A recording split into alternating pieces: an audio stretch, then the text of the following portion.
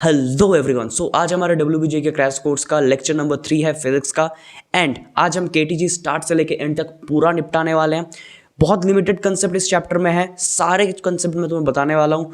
उन सब कंसेप्ट को ध्यान से करना, जो क्वेश्चन मैं कराऊंगा ध्यान से उन सबको करना समझना। गारंटेड जेई मेंस में इससे क्वेश्चन पूछता है, WBJ में भी इससे फ्रिक्वेंटली क्वेश्चन आता है, इवन एडवांस में भी थर्मो पार्ट से जो क्वेश्चन आता है उसमें KTG का इन्वॉल्वमेंट ज़रूर से रहता है। चीज़ों को अच्छे से समझते चलना, मैं गारंटी देता हूँ इस चैप्टर से तुम्हें इसके बाद कोई डाउट नहीं रहेगा। So let's start this chapter. KTG मैंने जैसे बोला कि बहुत लिमिटेड कंसेप्ट है, उसमें से पहला जो कंसेप्ट तुम्हें अच्छे से करना है वो है वेलोसिटी का। देखो इसमें हम क्या बात करते हैं ना, वैसे गैस मॉलिक्यूल्स की। अब जब गैस मॉलिक्यूल्स की हम बात कर रहे होते हैं तो उनमें कुछ रैंडम मोशन हो रहा होता है। अब उनका हम वेलोसिटी 3 टाइप का डिफाइन करते हैं भाई। एक है हमारा VRMS, एक है VMPS और एक है V एवरेज। इनका तुम वैल्यूज देख सकते हो, वैसे तो मुझे पता है तुम सब लोगों का रटा हुआ है। VRMS का वैल्यू कितना आता है, √3RT/m। VMPS का वैल्यू आता है √2RT/m और V एवरेज का वैल्यू आता है √8/πRT/m। ओके, अब ये तो हर कोई याद रखता है, बट ये जो नीचे लिखा है ना ये हर कोई याद नहीं रखता, इसीलिए एप्लीकेशन के टाइम पे लोग जो हैं फंस जाते हैं। बट अपन को ऐसा नहीं करना, हम इस चीज़ को भी ध्यान में रखेंगे। पहली बात, टेम्परेचर अगर कहीं पे भी इंक्लूड है तो उसको हम केल्विन में बिठाएंगे, क्योंकि सारी चीज़ें हमारे SI में होती है। उसी तरीके से कहीं पे अगर मास दिया है हमारा ग्राम में तो हम उसको kg में कन्वर्ट करके फिर फॉर्मूला पे अप्लाई करेंगे। और ये गारंटेड है कि अगर तुम्हें कभी भी क्वेश्चन में मास दिया तो वो ग्राम में ही देगा। वो उतना शरीफ नहीं है कि तुम्हें kg में कन्वर्ट करके दे, वो ग्राम में ही देगा, तुम्हें kg में उसको कन्वर्ट करना है। अब इससे रिलेटेड एक फेमस क्वेश्चन बनता है, एडवांस में भी आ चुका है, जेईई मेंस में भी आ चुका है, कि वो तुमसे पूछता है कि VRMS is to VMPS is to V average का जो है इन सब का रेशियो बताओ। ठीक है, इन सब का रेशियो तो तुम देख सकते हो इनका रेशियो क्या आ जाएगा, √3 इज टू √2 इज टू √8/π। अब ये तो बहुत आसान हो गया, ऐसा क्वेश्चन तो वो पूछेगा नहीं। वो क्या करेगा, तुम्हें किसी किसी चीज़ से डिवाइड कर देगा, या फिर √2 से सबको डिवाइड कर दिया, या तो फिर √3 से सबको डिवाइड कर दिया, फिर जो पॉइंट में आंसर आया उससे तुम्हें आंसर अपना मैच करना है। तो तुम क्या वो चीज़ें याद रखोगे? नहीं, बिल्कुल याद नहीं रखना अपन को। देखो चाहे वो किसी भी चीज़ से डिवाइड करे, किसी भी चीज़ से मल्टीप्लाई करे, जो इन तीनों में से सबसे बड़ा है वो तो हमेशा सबसे बड़ा ही रहेगा ना। इन तीनों में से सबसे बड़ा कौन है? ऑब्वियसली VRMS बड़ा है, क्योंकि 3 का वैल्यू यहाँ पे सबसे ज़्यादा है। उसके बाद कौन सा है? एवरेज, क्योंकि 8/π मतलब 8/3.14, तो 2 पॉइंट समथिंग समथिंग होता है, जो कि 2 से ज़्यादा है, तो ये सेकंड पे आता है। उसके बाद हमारा आता है VMPS। तो हमें जो भी देगा हम बिल्कुल भी वो पॉइंट में चीज़ें याद नहीं रखेंगे। जो भी हमें पॉइंट में देगा हम देख लेंगे कौन सा सबसे ज़्यादा है। जो सबसे ज़्यादा है वो VRMS होगा, जो सबसे कम है वो VMPS होगा। ऐसे करके हम आराम से आंसर जो है टिक कर देंगे। तो इसी से रिलेटेड एक तुच्चा सवाल आया था WBJ में 2017 में, देख लेते हैं क्या क्वेश्चन बोलता है। तो बोलता है टेम्परेचर ऑफ, यहाँ पे N होगा, N ideal gas initially at 27 degree centigrade is raised bye 6 degree centigrade, the RMS velocity of the gas will. और ऑप्शन में तुम्हें ऐसा कुछ दिया हुआ था, increase by 1%, decrease by 1%, increase by 2%, decrease by 2%। Okay, और एक चीज़ मैं यहाँ पे बता दूँ, ये जो KTG वाला हमारा चैप्टर होता है ना, ये फिजिक्स में बहुत ही शरीफ सा चैप्टर होता है, पर ये जब केमिस्ट्री में जाता है तो बदमाश बन जाता है। ऐसा क्यों? क्योंकि फिजिक्स में हम सिर्फ आइडियल गैसेस को लेकर डील करेंगे, रियल गैसेस से हमारा कोई लेना देना फिजिक्स में नहीं है। बट केमिस्ट्री वाले में आइडियल गैसेस को साथ साथ तुम्हारा रियल गैसेस को भी इंट्रोड्यूस कराया जाता है तुम्हारे सिलेबस में, तो तब थोड़ा सा डिफिकल्ट बन जाते हैं चीज़ें। बट हमें यहाँ पे उसकी हेडेक लेने की ज़रूरत नहीं, जितने भी हम क्वेश्चन करेंगे सब आइडियल गैस मान के ही कर रहे होंगे। Now coming back to the question, ये तुम खुद से सॉल्व कर लोगे, मुझे पता है, मैं सिर्फ कंसेप्ट बोल के तुम्हें छोड़ दे रहा हूँ। जैसे हमें क्या पता है, VRMS इक्वल्स टू क्या होता है, √3RT/m। अब गैस चेंज किया नहीं तो मोलर मास हमारा हो गया क्या, कांस्टेंट। T हमारा चेंज कर रहा है, उसको देखेंगे। R हमारा क्या है, कांस्टेंट है। और 3 तो हमारा वेरिएबल है, ठीक है, वो तो तुम लोगों को पता है कि 3 वेरिएबल होता है। तो यहाँ से हम लिख सकते हैं VRMS is directly proportional to √temperature. अब हम करेंगे VRMS initial divide by VRMS final equals to √T initial by T final. यहाँ पे T इनिशियल का वैल्यू क्या पुट करोगे, 27। अगर ऐसा पुट कर रहे हो तो गधे हो। यहाँ पे हमें 300 पुट करना पड़ेगा, क्योंकि प्लस उसको केल्विन में कन्वर्ट भी तो करना पड़ेगा, तो +273 से प्लस करना पड़ेगा। उसके बाद हमें लिखना पड़ेगा यहाँ पे 306। ठीक है, उसके बाद कैलकुलेट कर लेना, परसेंटेज निकाल लेना, क्वेश्चन खत्म है। इतना इतना आसान सा क्वेश्चन पूछा जाता है WBJEE में, इवन ऐसे लेवल का क्वेश्चन JEE मेंस में भी आता है। ठीक है, चलो हम आगे बढ़ते हैं। नेक्स्ट जो हमारा कंसेप्ट है वो है प्रेशर एंड कोलिजन का। बहुत ही इंपॉर्टेंट कंसेप्ट है, और अगर थोड़ा सा हाई लेवल का क्वेश्चन इस चैप्टर से पूछा तो वो यही से पूछेगा।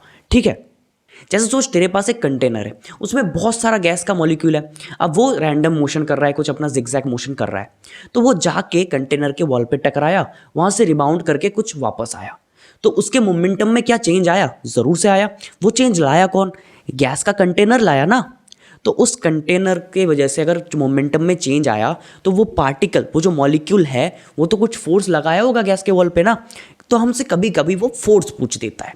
इसको मैं अगर अच्छे से समझाऊं तो हमारे पास क्या है, एक वॉल है, ठीक है, और एक मॉलिक्यूल है। मैं एक सिंगल मॉलिक्यूल अभी लेता हूँ, गैस का एक मॉलिक्यूल है जिसका मास लेट से कुछ m है, और वो गया v वेलोसिटी से वॉल से टकराया, और इसका e अगर 1 है तो वो मॉलिक्यूल रिबाउंड करके वापस आ गया v वेलोसिटी से। तो बोल उसके लिए चेंज इन मोमेंटम कितना हो जाएगा? क्या 2 mb होगा? मैं mod of change in momentum अगर लिखूं तो वो क्या 2 mb होगा? हो जाएगा भाई। अगर मैं अब तुम्हें इसका जो है एरिया दे दूं, मान ले ए इसका एरिया है, और मैं तुझे क्या दे दूं, कुछ टाइम दे दूं कि दोनों के बीच में टकरा के जब लौटा उनके बीच का टाइम t है, तो क्या तू मुझे फोर्स नहीं निकाल देगा? आराम से निकाल देगा। F इक्वल्स टू क्या होता है? dp/dt। dp हमें क्या पता है? 2 mb डिवाइड बाई dt हमें क्या पता है? t। तो यहाँ से फोर्स आ गया हमारा 2 mb/t। अब इसको थोड़ा सा अगर और लेंदी किया तो तुझे बोलेगा कि प्रेशर बताओ कि उस मॉलिक्यूल की वजह से कितना प्रेशर जनरेट हुआ। तो हमें क्या पता है? P equals to F/A। ठीक है, और हमें एरिया दे दिया तो हम सिंपली क्या कर देंगे? 2 mb डिवाइड बाई AT। खत्म है। यही सेम क्वेश्चन JEE मेंस में पूछा था। कर देगा नहीं कर देगा? बहुत ही आसान सवाल है। उसमें क्या बोल दिया कि n0 अमाउंट ऑफ मॉलिक्यूल है, तो सिंपली इसके मास को n0 से मल्टीप्लाई कर देंगे। एक के लिए इतना प्रेशर आ रहा है तो n0 मॉलिक्यूल्स के लिए कितना प्रेशर आएगा? निकालना तो बहुत आसान है, तो वो हम आराम से निकाल लेंगे। चलो ठीक है, तो चलो अब इस पे बेस्ड एक अच्छा सा क्वेश्चन कर लेते हैं। ठीक, तो हमें क्या बोला क्वेश्चन में कि a parallel beam of N2 molecule moving with velocity 400 meter per second strike on a wall at an angle 30 degree to the normal. The molecular concentration of the beam is 0.922/19 per centimetre cube. अब हमें बोला है कि PMW, इसका मतलब क्या है? मैंने इसको शॉर्ट फॉर्म में लिखा है क्योंकि मैं आलसी हूँ तो मैं पूरा लिख नहीं सकता। वो है कि pressure exerted by the molecule on the wall कितना है, ये हमें पूछा है। जैसे पहले में हमने निकाला प्रेशर, अभी इसमें भी निकालना है प्रेशर, और हमें बोला है कोफिशिएंट ऑफ रेस्टिट्यूशन हमारा 1 है। वीडियो को पॉज करो, ट्राई करो, देन आना सोल्यूशन देखने। हो गया? Well done. नहीं हुआ? देख कैसे सॉल्व करता हूँ। तो मैं बोला है कि वो जो स्ट्राइक कर रहा है वो 30 डिग्री एंगल पे स्ट्राइक कर रहा है। कहाँ से? नॉर्मल टू द वॉल से। तो नॉर्मल टू द वॉल कुछ ऐसा टाइप का होगा, और ये एंगल हमारा 30 डिग्री का बन रहा है। ऑल राइट, ये एंगल हमारा 30 डिग्री है। अब हमारा प्राइमरी टारगेट क्या है कि हम पहले डेल्टा P फाइंड करना चाहते हैं, मतलब चेंज इन मोमेंटम फाइंड करना चाहते हैं। अब हमने कोलिजन चैप्टर में ऐसे हजारों प्रॉब्लम कर रखे हैं, तो क्या हम एक मॉलिक्यूल के लिए चेंज इन मोमेंटम निकाल सकते हैं? ज़रूर निकाल सकते हैं। कैसे निकालेगा? जैसे मैं अगर इस 400 मीटर पर सेकेंड को v मान लूँ कि इनिशियल वेलोसिटी इसका कुछ v था, तो ये v वेलोसिटी से आया और v वेलोसिटी से लौटा। ये स्टेटमेंट एक्चुअली रॉन्ग है क्योंकि वेलोसिटी इसका सेम नहीं है, स्पीड सेम है, क्योंकि E इक्वल्स टू हमारा 1 है, तो इन दोनों का स्पीड सेम होगा। जितने स्पीड से ये आया उतनी स्पीड से ये रिबाउंड करके घर गया। ओके, तो अगर मैं इस वेलोसिटी को तोड़ू कंपोनेंट में, तो अगर ये एंगल 30 डिग्री है तो ये एंगल भी 30 डिग्री होगा। ठीक है, तो ये कंपोनेंट कितना आ जाएगा? v cos थीटा, और नीचे वाला आ जाएगा तुम्हारा v sin theta. All right, अब अगर मैं इसको भी तोड़ दूं तो ये एंगल कितना हो जाएगा? ये एंगल भी 30 डिग्री है, तो ये हो जाएगा तुम्हारा v cos थीटा, और नीचे वाला हो जाएगा v sin थीटा। अब सोच, नीचे वाले में या बोल ले x डायरेक्शन में क्या वेलोसिटी का चेंज हुआ? नहीं हुआ, तो फिर मोमेंटम का चेंज भी नहीं होगा। कॉमन बात है यार, मतलब जो फोर्स है वो तो वॉल x डायरेक्शन में लगा रहा है, normal to the wall force लग रहा है, तो जिस डायरेक्शन में फोर्स लगाई नहीं, क्या उस डायरेक्शन में मोमेंटम चेंज हो सकता है? नहीं हो सकता। तो उस डायरेक्शन में मोमेंटम का चेंज 0, और जो भी चेंज है वो x डायरेक्शन में, वो कितना है? 2 mv cos थीटा। दिखा सबको?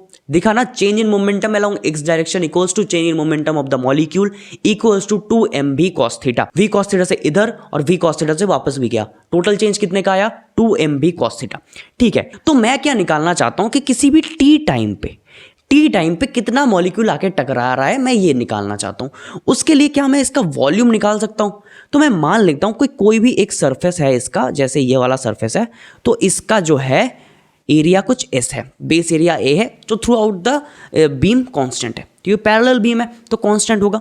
ओके, अब टी टाइम में ये कितना डिस्टेंस कवर किया? वेलोसिटी अगर इसका v है और टी टाइम इसको मिल रहा है ट्रैवल करने के लिए, कितना ट्रैवल किया? v into T. तो ये वाला हमारा एक हाइट आ गया हमारे पास, जिसका हाइट है v इंटू टी। अब ये जो टोटल एरिया हमें मिला, इसके अंदर कितने नंबर ऑफ मॉलिक्यूल्स हैं, क्या हम आसानी से निकाल सकते हैं? कैसे निकालेंगे? पहले तो इसका एरिया जो कि है S into A into T into number of molecule per unit volume, जो कि है, मैं इसको कुछ एन नॉट मान लेता हूँ, ठीक है, इतना बड़ा लिख के नहीं चलते, इसको हम कुछ एन नॉट मान लेते हैं, तो इंटू एन नॉट। तो क्या हमें चेंज इन मोमेंटम मिल गया इस पूरे मॉलिक्यूल के लिए? उस पोर्शन में, ये जो वाइट पोर्शन है, इस पूरे पोर्शन के लिए चेंज इन मोमेंटम हमें मिल गया, जो क्या हो जाएगा 2mb cos theta into S into A into T into N naught. Got it? अब हमें क्या चाहिए? फोर्स, ठीक है। तो देख भाई, फोर्स क्या होता है?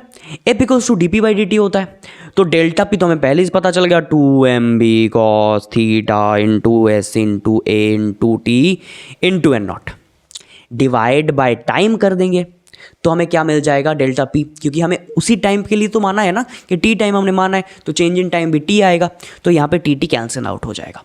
अब हमसे पूछा क्या है कि हमें क्या बताना है? प्रेशर। और प्रेशर हमें क्या पता है? प्रेशर इक्वल्स टू क्या होता है? F by A. एफ जो है हमें पता चल गया, सारे वैल्यूज हमारे नोन है, बट हमें ए अभी तक नहीं पता है। तो अब मुझे बता कि ए कौन सा वाला एरिया तू लेने वाला है? क्या तू ये एस वाला एरिया ले लेगा? कैसे लेगा? जब हम यहाँ पे force equals to F by A लिखते हैं ना, तो यहाँ पे जो एरिया होता है, ये एरिया परपेंडिकुलर होता है। इस चीज को अच्छे से याद रखना, जब भी फोर्स वाला फॉर्मूला में एफ बाई ए लिखेगा तो वो एरिया परपेंडिकुलर एरिया को रिप्रेजेंट करता है। ये जब हम मॉडर्न फिजिक्स पढ़ रहे होंगे तब रेडिएशन प्रेशर का एक कंसेप्ट है जहां पे भी ये चीज बहुत ज्यादा यूज होता है। तो हमें इस एरिया के लिए क्या चीज लेना है? प्रोजेक्टेड एरिया लेना है। प्रोजेक्टेड एरिया माने सिंपल भाषा में अगर बोलूं, कोई भी एक ऑब्जेक्ट है, उसके आगे एक पर्दा लगा देना और यहां से टॉर्च जला देना, जो चीज तुम्हें दिखा उसे हम प्रोजेक्टेड एरिया बोलते हैं। क्या बात समझ में आई? तो एक चीज देख के, यहां पे अगर इसका एरिया एस है तो इसका प्रोजेक्टेड एरिया कुछ ऐसा बनेगा, ये वाला एरिया बनेगा, यही हमारा है ए परपेंडिकुलर। अब ध्यान से सोच के देख, क्या यहां पे A cos theta equals to S है? लगा के देख, एंगल्स निकाल के देख लेना, हो जाएगा। अब अगर मैं ए का वैल्यू पुट कर दूं F by S divide by cos theta, तो क्या हमारा आंसर आ गया? क्या क्वेश्चन बहुत ज़्यादा टफ था? नहीं, बट कुछ कंसेप्ट्स थे जो तुम्हें जानना बहुत ज़्यादा इंपॉर्टेंट है।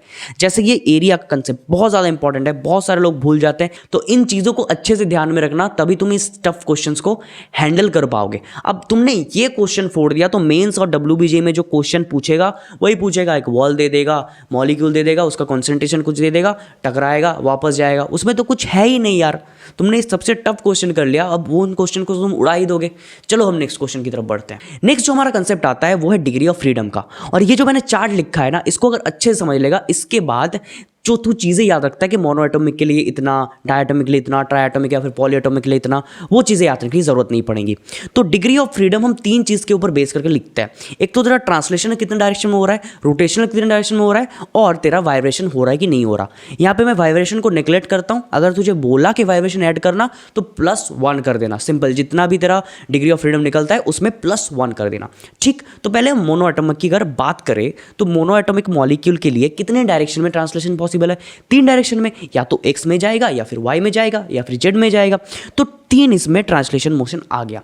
क्या इसमें रोटेशनल पॉसिबल है? नहीं है, क्योंकि x y z के अलोंग इसका मोमेंट ऑफ इनर्शिया तो 0 है, तो रोटेशनल इसको कोई मोशन मिल नहीं रहा, तो रोटेशनल इसका 0 है। तो इसका मोमेंट, इसका जो है, सॉरी, डिग्री ऑफ फ्रीडम आ गया हमारे पास 3। ऑलराइट, अब हम अगर डायाटॉमिक की बात करें तो एक डायाटॉमिक मॉलिक्यूल के लिए भी ट्रांसलेशन तो 3 ही पॉसिबल है, या तो x में जाएगा, या y में जाएगा, या फिर z में जाएगा।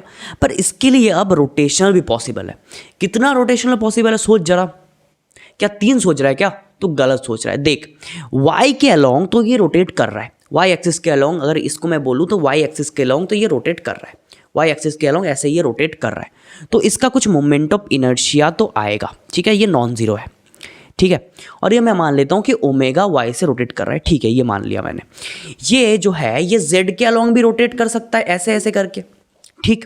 तो जेड के अलॉन्ग भी आई इसका नॉन जीरो है, बट अगर तू इसका एक्स के अलॉन्ग निकालने जाएगा, ये तेरा दो मॉलिक्यूल है और तू बोल रहा है कि मैं एक्स एक्सिस के अलॉन्ग इसका निकालूंगा।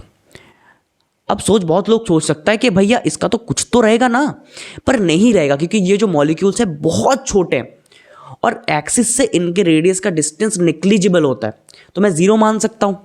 और सोच, मोमेंट ऑफ इनर्शिया एक पार्टिकल के लिए कितना होता है, एम आर स्क्वायर, आर उसमें क्या होता है, एक्सिस से पार्टिकल का डिस्टेंस, यहाँ पे वो जीरो है, तो इसका मोमेंट ऑफ इनर्शिया हमारे पास जीरो आ जाता है, जो कि इनसिग्निफिकेंट है। इसलिए हम एक्स एक्सिस के अलॉन्ग, या फिर एक्स एक्सिस नहीं, जिसके भी अलॉन्ग तेरा मॉलिक्यूल पड़ा है उसके अलॉन्ग रोटेशनल मोशन को कंसिडर नहीं करते। तो यहाँ पे कितना आ गया डिग्री ऑफ फ्रीडम, 3, यहाँ पे 1 और यहाँ पे 1, तो टोटल हमारे पास आ गए 5 इसका डिग्री ऑफ फ्रीडम। अब अगर हम ट्राई एटॉमिक मॉलिक्यूल की बात कर ले, तो ट्राई एटॉमिक के लिए भी ट्रांसलेशन तो सेम ही है, एक्स वाई और जेड में, तो 3 हमारे पास ट्रांसलेशन आ गए। और इसके बारे में सबका रोटेशनल हो सकता है, देख, वाई एक्सिस के अलॉन्ग भी घूम सकता है, एक्स एक्सिस के अलॉन्ग भी घूम सकता है, एक्स एक्सिस के अलॉन्ग घुमा, वाई एक्सिस के अलॉन्ग घुमा, और जेड एक्सिस के अलॉन्ग भी तो ऑब्वियसली घूम ही सकता है। तो यहाँ पे भी हमारे पास 3 जो है रोटेशनल आ गए, तो टोटल इसका डिग्री ऑफ फ्रीडम कितना आया, 6। क्या बात समझ में आई? यहाँ पे एक चीज़ बहुत अच्छे से नोट कर लेना कि ट्राइएटॉमिक के लिए 6 तभी होता है जब वो नॉन लीनियर होता है। जैसे अगर तुझे एक मॉलिक्यूल दे दिया कंफ्यूज करने के लिए, CO2। अब CO2 का स्ट्रक्चर पढ़ता है, कैसा होता है, ऐसा होता है, जो कैसा है, लीनियर। लीनियर है कि नहीं है? ये पॉलीएटॉमिक तो है, ट्राइएटॉमिक है ये मॉलिक्यूल, बट क्या इसका स्ट्रक्चर लीनियर है? और अगर ये लीनियर हो गया तो कुछ ऐसे टाइप का ये नहीं बन रहा क्या? तो सोच के देख, फिर से वही केस आ गया ना कि अगर मैं इसको एक्स एक्सिस मान लूँ तो इस एक्सिस के अलॉन्ग, सॉरी मोटा पेन ले लिया जरा सा, इस एक्सिस के अलॉन्ग क्या इसका मोमेंट ऑफ इनर्शिया 0 हो जाएगा? तो ये फिर इनसिग्निफिकेंट हो गया ये तो। इसीलिए इसके अलॉन्ग हम रोटेशनल कंसीडर नहीं करते। तो ध्यान रखना, जब भी पॉलीएटॉमिक बोला वो नॉन लीनियर जरूर होना चाहिए। बात समझ में आई? नेक्स्ट कंसेप्ट की तरफ बढ़ते हैं। नेक्स्ट जो हमारे पास कंसेप्ट है, और इस चैप्टर का सबसे इंपॉर्टेंट जो कंसेप्ट है वो है एनर्जी का। ठीक है, अब मैंने क्या बोला कि रैंडम मोशन हो रहा है मॉलिक्यूल का, एक कंटेनर के अंदर गैस मॉलिक्यूल का रैंडम मोशन हो रहा है। तो रैंडम मोशन का मतलब उनके पास तो कुछ वेलोसिटी रहा होगा, जिसके बारे में हमने पहले बात की। अब जब वेलोसिटी होगा किसी चीज़ के पास, तो उसके पास एक अपना काइनेटिक एनर्जी भी तो होगा ना। तो उस मॉलिक्यूल के पास अपना काइनेटिक एनर्जी भी है, और वहाँ पे बहुत सारे मॉलिक्यूल है, तो एक टोटल काइनेटिक एनर्जी भी है। और कभी कभी उस टोटल काइनेटिक एनर्जी को हम क्या बोल देते हैं, गैस का इंटरनल एनर्जी। यही टर्म ज़्यादा से ज़्यादा यूज़ होगा, और हर क्वेश्चन में तुझे यही देखने को मिलेगा कि इंटरनल एनर्जी। तो जब वो इंटरनल एनर्जी की बात कर रहा होता है तब वो टोटल काइनेटिक एनर्जी को ही डिनोट करना चाहता है। तो वो हम कैसे लिखेंगे? तो हमें क्या पता है कि टोटल जो काइनेटिक एनर्जी होता है वो हाफ mv² होता है, और v जो है, v किसका फंक्शन है, t का। तो अगर v t का फंक्शन है, कैसे है पूछेगा तो मारूंगा। अभी अभी तो पढ़ाया कि v equals to V RMS बोल ले या फिर v MPS बोल ले, कुछ भी बोल ले, वो अंडर रूट क्या होता है, 3RT/m होता है। तो वो तो t का फंक्शन है ही। और अगर मान ले कि v t का फंक्शन है और e के जो है काइनेटिक एनर्जी तेरा वो v का फंक्शन है, तो इनडायरेक्टली e के t का फंक्शन हुआ नहीं हुआ? ठीक। और बहुत कैलकुलेशन करने के बाद, बहुत सारी चीज़ें करने के बाद हमारा जो एक्चुअली में गैस का इंटरनल एनर्जी आता है वो इतना आता है दोस्त, कितना, F/2 nRT, जो हमें अच्छे से याद रखना है। ये बात समझ में आई? फिर से लिख देता हूँ यहाँ पे, U equals to F/2 nRT। ये फॉर्मूला हमें बिल्कुल से याद हो जाना चाहिए। अब यहाँ पे एक और चीज़ हिडन है कि F/2 into are, F/2 into are, अगर मैं इसको एक साथ लिख लूँ तो क्या ये CV बन जाएगा? ये तो पढ़ा है केमिस्ट्री में, ठीक है। तो F/2 R को मैं CV लिख सकता हूँ। अगर नहीं पढ़ा तो याद रख ले कि CV को मैं F/2 R लिख सकता हूँ। यहाँ पे मैंने लिख रखा है CV equals to F/2 R, और CP minus CV equals to 1 है। तो यहाँ से हमारा CP इक्वल्स टू क्या आ जाएगा, 1 प्लस F/2 R। और यही से अगर मैं गामा निकालना चाहूँ, गामा इक्वल्स टू क्या होता है, CP/CV, वो आता है तेरा 1 प्लस 2/F। ठीक है, ये यहाँ से गामा आ जाता है। ये तीनों relation C B C V, C P का नहीं भी याद रखेगा तो भी चलेगा, C V equals to F by two R और gamma equals to 1 plus 2 by F, ये दो चीज़ें बिल्कुल से याद होनी चाहिए। तो यहाँ से मैं अगर एफ बाई टू आर को सी बी से रिप्लेस कर दूँ तो यहाँ पे ये रिलेशन आ जाता है U equals to N C V delta T. ठीक है, ये सारा चीज़ें एकदम अच्छे से समझना और याद रखना। ठीक है, अब हम क्वेश्चन में मूव करते हैं। तो इस क्वेश्चन को ट्राई कर, वीडियो को पॉज कर, ट्राई कर खुद से, नहीं बना तो सॉल्यूशन देख। ठीक है, तो सॉल्व करते हैं इस क्वेश्चन को। तो इसमें हमें क्या बोला है, एक कंटेनर दिया है हमारे पास जिसमें कुछ अमाउंट ऑफ गैस भरा है, n मोल्स ऑफ गैस भरा है। ठीक है, और जिसका टेम्परेचर कुछ T है, और इसके ऊपर एक पिस्टन खड़ा है जिसका मास कुछ m है और इसका जो टोटल सरफेस एरिया है वो a है। इससे हाइट जो है h हाइट में इसका जो सारा गैस है वो फिल्ड है, और बाहर प्रेशर बोल रखा है कि P0 है। अब हमें पूछा क्या है कि ये n बताओ, कितना अमाउंट ऑफ गैस इसके अंदर है, ये हमें निकालना है। ठीक है भाई, अब जैसे ही मैं इस शब्द को देखता हूँ, इक्विलिब्रियम शब्द को देखता हूँ, मेरे दिमाग में एक ही चीज़ आता है, वो है एफ बी डी। बनाऊंगा, सॉल्व करूंगा। ठीक है, चलो, तो मैं अगर इसका एफ बी डी बनाऊँ, किसका, इस पिस्टन का अगर मैं एफ बी डी बनाऊँ तो इसके ऊपर नीचे एक फोर्स लग रहा है mg, इसके मास की वजह से। गैस इस पे कुछ फोर्स लगा रहा होगा, मैं मान लेता हूँ गैस का फोर्स कुछ रहा है P, तो इस पे फोर्स लगाया P इंटू ए, सॉरी प्रेशर कुछ रहा है P, तो फोर्स लगाया अपर डायरेक्शन में P इंटू ए। अब ऊपर एटमॉस्फेरिक प्रेशर अगर P0 है तो ऊपर से भी एक प्रेशर आएगा P0 इंटू ए। ठीक, अब मैं इन जो भी मेरे पास फोर्सेज हैं इनको अगर मैं इक्वेट कर दूँ तो क्या बनता है, mg plus P0A equals to P into A. ठीक, अब मैं एक फॉर्मूला नहीं जानता बट मुझे पता है तुम लोग जानते होगे कि P V equals to N R T होता है। कभी सुना है क्या, थोड़ा थोड़ा सुना होगा। तो यहाँ से मैं अगर P लिखना चाहूँ तो इसको मैं simply N R T by V लिख सकता हूँ। N मुझे चाहिए, T और R मुझे पता है, वॉल्यूम मैं इसका इजीली लिख दूंगा। कैसे लिख दूंगा, इसका टोटल एरिया A है और हाइट इसका H है, तो वॉल्यूम कितना हो जाएगा A into H, N R T divide by A into H. ठीक है, चलो, अब यहाँ से मैं सिंपली क्या आराम से P का वैल्यू को पुट करके N कैलकुलेट कर लूँगा। कैलकुलेट कर लेते हैं, mg plus P0A equals to N R T by A H into A. यहाँ से ए कैंसिल आउट हो जाएगा, तो यहाँ से मेरा n कितना आया, n equals to H by R T into M G plus P0A। मेरे कैलकुलेशन पे बिल्कुल भरोसा मत करना, बार बार बोल रहा हूँ, अपने से कैलकुलेट कर लेना। मेरा इतना वैल्यू आ रहा है, तुम्हारा अगर कुछ और आ रहा है तो मुझे कमेंट करके बताओ। कंसेप्ट समझना मेन इंपॉर्टेंट है, जो मुझे पता है तुम समझ गए।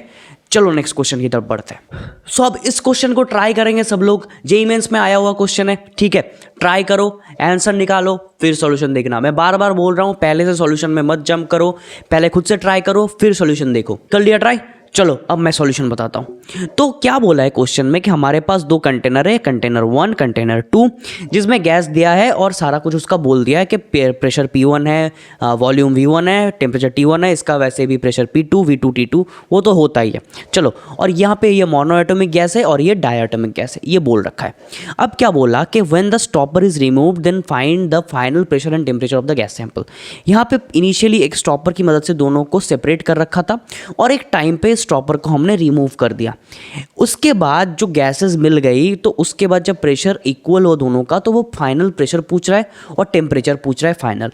मोटिव तो ये होगा ना स्टॉपर रिमूव करने के बाद कि दोनों गैसेस का प्रेशर सेम हो जाए, टेम्परेचर सेम हो जाए।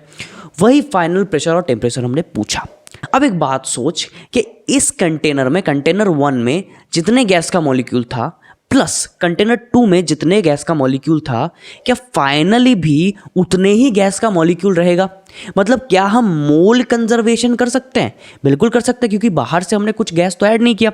तो मान कि N1 प्लस N2 मतलब N1 पहले कंटेनर में जितना मोल है प्लस दूसरे कंटेनर में जितना मोल है, इसको मैं N फाइनल लिख दूं और मैं मानता हूँ फाइनल मिलके इसका ऐसा कुछ गैस बना होगा जिसका प्रेशर P फाइनल है, वॉल्यूम कितना है V1 प्लस V2 है वॉल्यूम, ठीक है, और इसका टेम्परेचर कुछ T फाइनल है, ठीक है, और इसका मोल्स कुछ N फाइनल है, ठीक है। तो N1 plus N2 equals to N final हो जाएगा। और मैं V1 को क्या लिख सकता हूँ? हमें ये तो पता ही नहीं है कि PV इक्वल्स टू NRT होता है, नहीं पता ना, ठीक है, चलो कोई बात नहीं। अब पता चल गया n इक्वल्स टू हम क्या लिख सकते हैं, P/RT लिख सकते हैं। ठीक, तो ऐसे ही अगर मैं N1 को रिप्लेस करूं तो कितना होगा, P1V1 divide by RT1 plus P2V2 divide by RT2।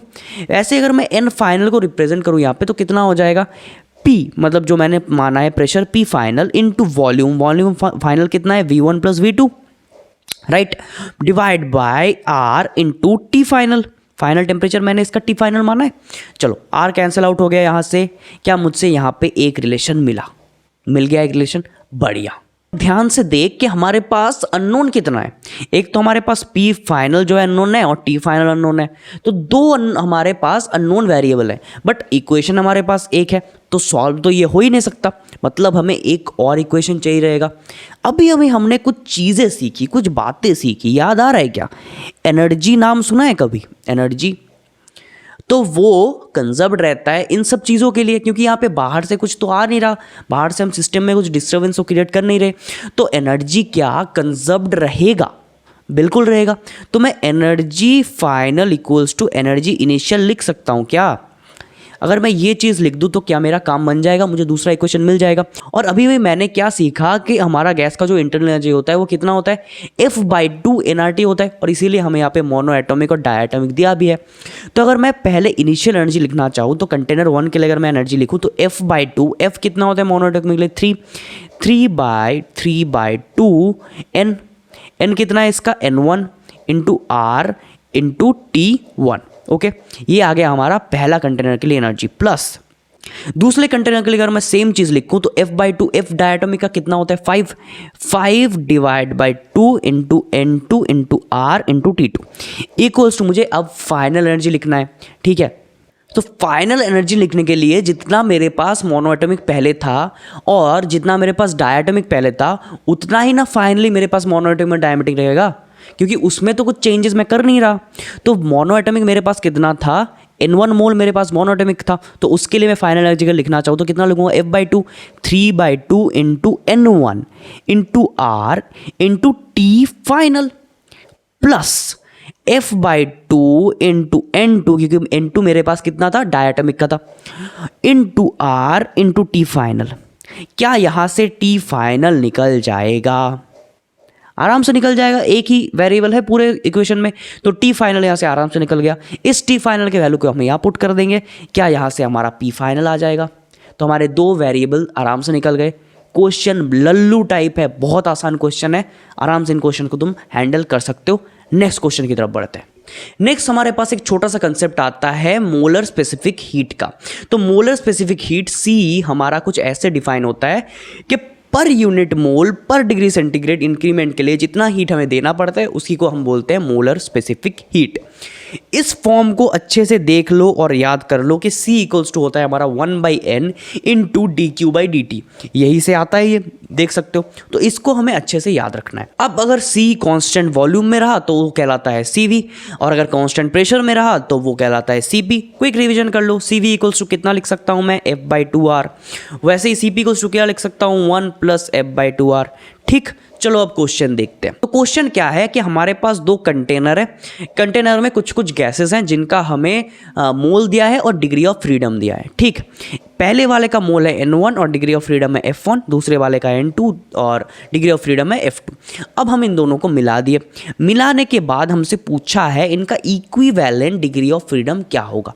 ठीक है, ट्राई करो एक बार को, बहुत सारे लोगों को तो याद भी होगा मुझे पता है, बट देखो इसको कितनी आसानी से हम डिराइव कर सकते हैं। हमने क्या सीखा, एनर्जी सीखी हमने। जब भी कुछ प्रॉब्लम आएगा, जब भी तुम्हें लगेगा कि इक्वेशन नहीं बन रहा, कुछ एक एक्स्ट्रा इक्वेशन चाहिए हमको, तब भी हमें एनर्जी का कंसेप्ट दिमाग लगाना है कि हाँ यार उससे एक हमारा आसान इक्वेशन बनता है, तो वो हमें ध्यान में रखना है। अगर मैं यहाँ पे एनर्जी कंजर्वेशन लगाऊं तो मैं क्या लिखूंगा, इंटरनल एनर्जी में क्या होता है F/2 nRT। तो हमें यहाँ पे पहले वाले के अगर मैं लिखूँ तो F1/2 into N1 into R into T plus F2/2 into N2 into R into T। और याद रखना यहाँ पे टेम्परेचर हमारा कांस्टेंट है, मैं लिख देता हूँ, टेम्परेचर हमारा कांस्टेंट है। अगर टेम्परेचर कांस्टेंट नहीं हुआ तो ये जो हम रिजल्ट डिराइव कर रहे हैं वो रिजल्ट वैलिड नहीं होगा। क्या ये बात समझ में आती है? ओके, तब हम फाइनली क्या लिख सकते हैं कि हमारा जो फाइनल होगा वो हम क्या लिखे, एफ इक्विवेलेंट जो हमें निकालना है F/2 into N1 plus N2, हमारा टोटल मोल तो चेंज नहीं हो रहा, टोटल मोल हमारा N1 प्लस N2 ही है, इंटू RT, टेम्परेचर भी चेंज नहीं हो रहा।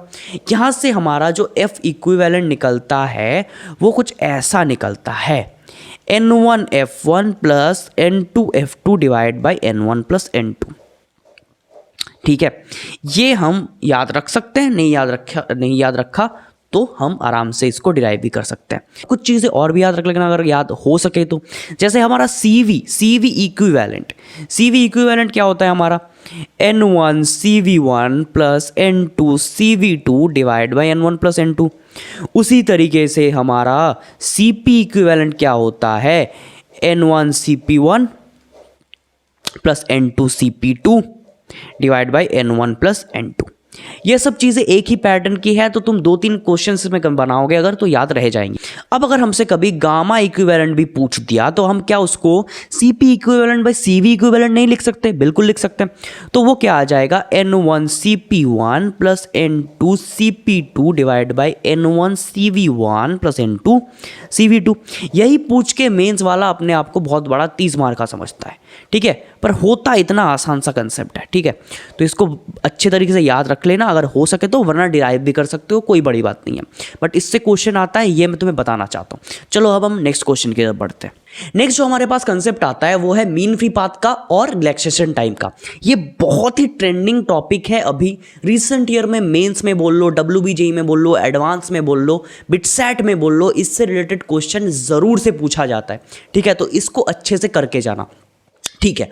मीन फ्री पाथ का मतलब मैं तुम्हें पहले समझाता हूं। देखो, अब जैसे मैं तुम्हें बोला एक कंटेनर में अगर गैस का बहुत सारा मॉलिक्यूल है और वो रैंडम मोशन कर रहा है, तो वो ज़रूर एक दूसरे से तो टकराएगा ही ना। तुमने एक बड़ा सा हॉल में बहुत सारे लोगों को आंख में पट्टी बांध के छोड़ दिया और उनके पीछे कुछ चींटियां छोड़ दी, तो वो बेवड़ों की तरह दौड़ेंगे, और जब वो दौड़ेंगे तो एक दूसरे से तो टकराएंगे ना। वैसे ही गैस के मॉलिक्यूल भी एक दूसरे से तो टकराएंगे, और जब मान ले कि एक मॉलिक्यूल एक दूसरे मॉलिक्यूल से टकराया, फिर वो जाके किसी और मॉलिक्यूल से टकराया, तो ये जो टकराव के बीच का पाथ आता है उसे हम बोलते हैं मीन फ्री पाथ। एक मॉलिक्यूल हमारे पास है, वो किसी एक मॉलिक्यूल से जाके टकराया, फिर वो जाके एक मॉलिक्यूल से और टकराया, इसका जो डिस्टेंस आया इसे हम बोलते हैं क्या, मीन फ्री पाथ, जिसे हम सिग्मा से डिनोट करते हैं। क्या ये बात समझ में आई? इससे तुम्हें बुक्स में बहुत अच्छी तरीके से लिखा मिलेगा, path travel between 2 consecutive collision is called mean free path. जिस तरीके से समझना चाहते हो समझ सकते हो। तो उसका ये जो है रिलेशन आता है जो हमें याद रखना है, और अगर चाहो थोड़ा सा स्मार्ट वर्क करना चाहो तो पूरे रिलेशन को याद रखने की हमें ज़रूरत नहीं है, जो हम रखेंगे भी नहीं। हम ये दोनों चीज़ें याद रखेंगे। सिग्मा प्रोपोर्शनल होता है T/P के, और सिग्मा प्रोपोर्शनल होता है 1/d² के। D क्या है? डायामीटर। डायामीटर है किस चीज़ का? एटम का डायामीटर है, मॉलिक्यूल का डायामीटर है D। ऑलराइट, तो सिग्मा प्रोपोर्शनल होता है 1/d² ओके, और सिग्मा प्रोपोर्शनल होता है T/P के। इन दोनों से क्वेश्चन पूछा जाता है, इन दो प्रोपोर्शनलिटी को अच्छे से याद रखना, तुम्हारे सारे क्वेश्चन बन जाएंगे। ओके, अब हम बात कर लेते हैं टाइम ऑफ कोलिजन पे। अब भला ये टाइम ऑफ कोलिजन कौन सा भला है? तो देखो, जो टकराने के बीच का डिस्टेंस है उसे कहते हैं मीन फ्री पाथ, और जो टकराने के बीच का टाइम है उसे हम कहते हैं टाइम ऑफ कोलिजन, या फिर बहुत सारी जगह इसको रिलैक्सेशन टाइम भी बोला जाता है, जिसको हम टाउ से डिनोट करते हैं। तो मैंने क्या बोला कि टकराने का डिस्टेंस को हम बोलते हैं मीन फ्री पाथ, और टाइम को बोलते हैं टाउ या फिर रिलैक्सेशन टाइम। तो क्या टाउ का वैल्यू हम नहीं निकाल पाएंगे? वेलोसिटी चाहिए रहेगा उसके लिए, जो हमने पहले निकाल ली। तो टाउ का हम लिख सकते हैं सिग्मा बाय VRMS, ये इसका रिलेशन आ गया। ठीक, अब इससे कुछ ना इंपॉर्टेंट रिजल्ट डिराइव होते हैं, जिससे फ्रीक्वेंट क्वेश्चंस पूछता है वो, ठीक है। उसको हम थोड़ा सा देख लेते हैं। क्या हमें VRMS प्रोपोर्शनल टू 1/√T पता है? हमने इससे क्वेश्चन भी सॉल्व किया, तो ये हमें पता है। ऑल राइट, जब हमें ये पता चल गया तो हम टाउ को प्रोपोर्शनल टू T/P, जो हमें पता है कि हमारा सिग्मा तो प्रोपोर्शनल होता है T/P के, तो हम टाउ को प्रोपोर्शनल टू लिख सकते हैं T/P इनटू जो VRMS होता है वो √T के प्रोपोर्शनल है, तो इनटू लिख सकते हैं √T। तो कट पिट के हमारा फाइनल जो रिलेशन आ गया, क्या वो ऐसा बना? ऐसा बना। और ये बहुत ही ज़्यादा इंपॉर्टेंट रिलेशन है। मेरे शिफ्ट में इससे क्वेश्चन पूछा था जेईई मेंस वालों ने।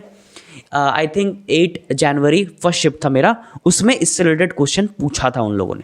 मैं इस चीज़ को इस फॉर्म में याद ना रख के एक दूसरे फॉर्म में याद रखता हूँ। मैं इस चीज़ को याद रखता हूँ किस फॉर्म में, कि हमारा जो टेम्परेचर होता है वो प्रोपोर्शनल टू होता है हमारा volume square divide by tau square के। मैं इस फॉर्म में इस चीज़ को याद रखना पसंद करता हूँ और मैं तुम्हें रिकमेंड करूँगा कि तुम इसी फॉर्म में याद रखो, क्योंकि प्रेशर का इस्तेमाल उतना ज़्यादा क्वेश्चन में नहीं आता, वो ज़्यादा से ज़्यादा वॉल्यूम देना पसंद करता है। आराम से डिराइव कर सकते हो यार, P = nRT/V बिठा देना, यहाँ पे आ जाएगा, कोई दिक्कत की बात नहीं। अब एक क्वेश्चन देख लेते हैं इसके ऊपर, फिर चैप्टर को निपटा देते हैं। अब इस क्वेश्चन को ट्राई करो, मेंस का क्वेश्चन है, अच्छा लेवल का क्वेश्चन है, खुद से ट्राई करो, नहीं बना फिर सॉल्यूशन देखना। कर लिया ट्राई, नहीं बना, चलो देखते हैं।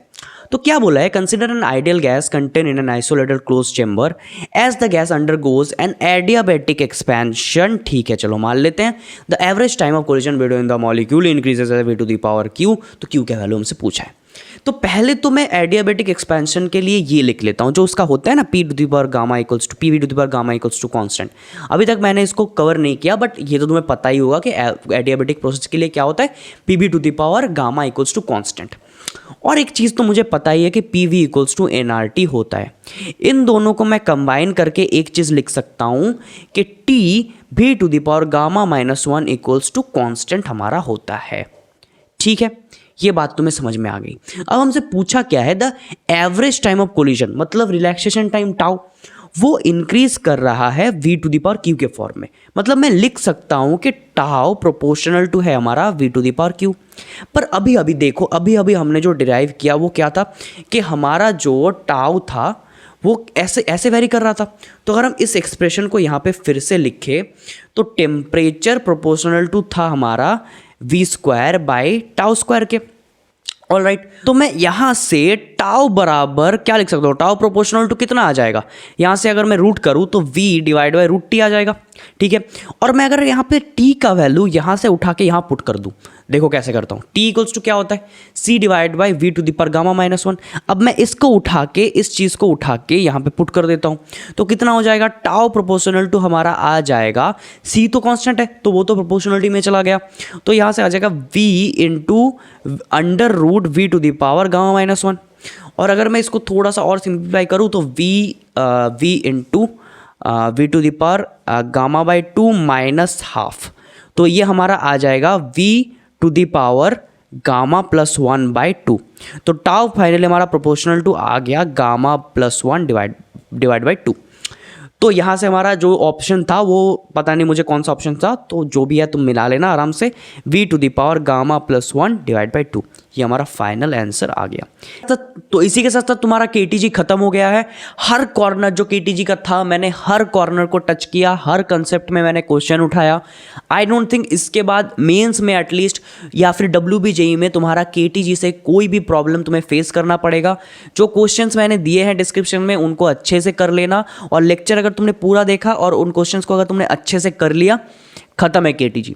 नेक्स्ट हम थर्मोडायनेमिक्स में जंप करेंगे, उसके बाद हीट ट्रांसफर करके पूरा हीट का सेक्शन हमारा खत्म हो जाएगा, उसके बाद मैकेनिक्स चालू होगा। ठीक है, तो नेक्स्ट लेक्चर में मिलते हैं, तब तक के लिए बाय बाय।